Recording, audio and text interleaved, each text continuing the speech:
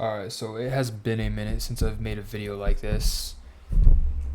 And this morning, I did my usual. I woke up, walked around, drank my electrolytes, and then, as always, I do my Lord's Prayer. My Father art in heaven, hallowed by thy name. Give us this day our daily bread, so on and so on. If you are a religious person, you know how that prayer goes. And then I basically just thank them for everything that He has done for me thus far. Now I am not where I want to be at with my life. And that's a thought that always bothers me. But I always pray to God to take away that anxiety and fear that I might have about my future because I know He has perfect plans for me. And then, you know, I take notes of everything that I read in the Bible, and I ask God today just to guide me to a verse that I really need right now. And I felt him pulling me into a quote that was very powerful and that I have been sitting on all day. It's Samuel 2:2. There is no one holy like the Lord. There is no one besides you. There is no God like a rock. Or no, there is no rock like our God. Yeah, that's how it goes. And I was just pondering this quote, like, what are you trying to tell me, God? Like, I was just trying to dig down to the context of that quote. Because at the end of the day, scripture is riddles. But when you read scripture, it has a different meaning for everyone. Now, my meaning that I'm about to explain from that quote may differ from yours. And that's what's so powerful about being connected to God is at the end of the day, and this is one thing I took out of it, at the end of the day, everyone is on their own journey. There is no one besides you. Not everyone is going to be around all the time. You know what happens every single second of your life. Only you know that, not anyone else in your life. So the things that you deal with, you have to sit down and really think about how can I actually improve on what I'm trying to do right now. You have to ask yourself that question. Now, if there's someone in your life that is obviously in the place that you want to be, then go ahead and ask them that question because they have an answer for you. But if you're someone like me where I don't know those people in the higher echelons of life, that's a question that I need to really dissect and get my own answers to. And I also ask God, how can I move on from the things from the past? Because, most of you have done some embarrassing things from the past, so have I. But at the end of the day, everything that happened, it was for a reason. It was to bring you to this present moment. God wanted those things to happen so you could grow close with Him.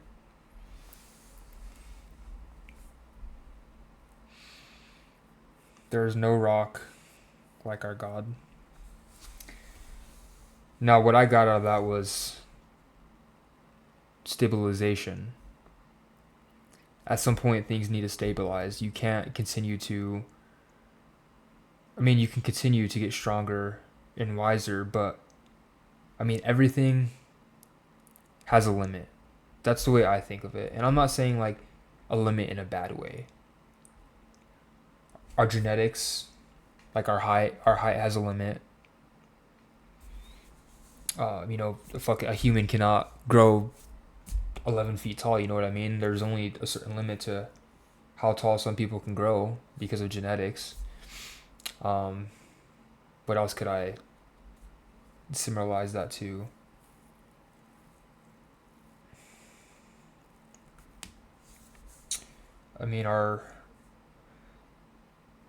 No, because See, I don't know, and I'm having a tough time with this one because I mean our knowledge could always expand. We can always learn different things. There's no limit to knowledge. I don't know. Maybe I'm not going in the direction that I want to go on explaining with this quote, but stabilization, discipline stabilizes what you've built in your life.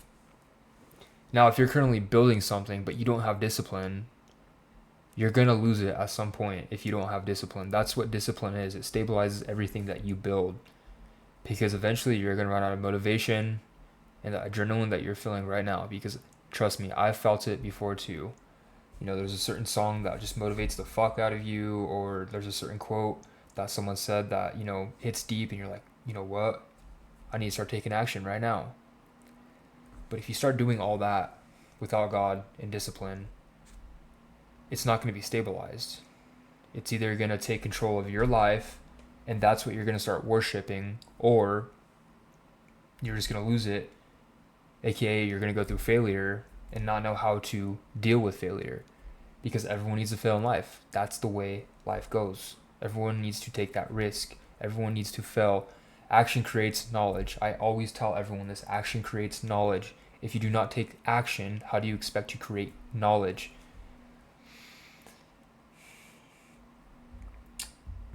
So it was just a very powerful quote that I read this morning, and you know, I had thoughts about it, and I needed it to explain it to someone, you know, the people that are watching this video.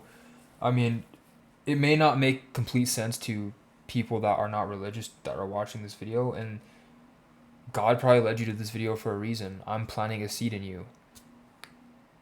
At some point, I was an atheist too. I didn't believe in God, but as soon as I started reading scripture and, you know, seeing things change in my life, I realized that God speaks in different ways. He's not going to speak to you directly. You're not going to hear some whisper come out of the air.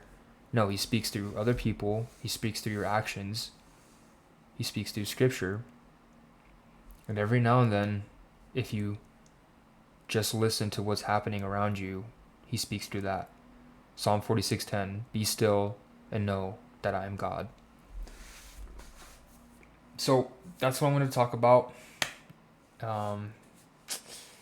Hopefully I can make more videos like this, but it was just something that was on my mind today. I just wanted to, you know, talk about it and, you know, maybe inspire some people with what I had to say. And yeah, so tomorrow markets are closed. So I don't know what I'm going to do in the morning. I'm going to be extremely bored. But I will be back on Tuesday and hopefully I have a trading recap for you guys. So, you know, that I hope you guys enjoy Memorial Day weekend. Stay safe.